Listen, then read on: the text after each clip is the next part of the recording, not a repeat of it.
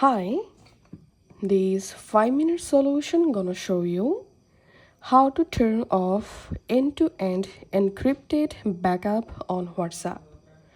Follow these easy steps to easily disable end-to-end encrypted backup for your WhatsApp. And go to your WhatsApp, and from your WhatsApp home screen, tap on this three dot and open WhatsApp settings.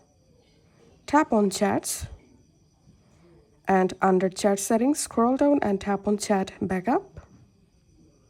And here scroll down, and as you can see, currently my end-to-end encrypted backup is turned on. Now all you have to need is just tap on that, and here you can change your end-to-end encrypted backup password, and to turn off it, just tap on turn off. And now you have to write here your end-to-end encrypted backup password. So write here your account password, and then tap on next and tap on turn off, and that's it.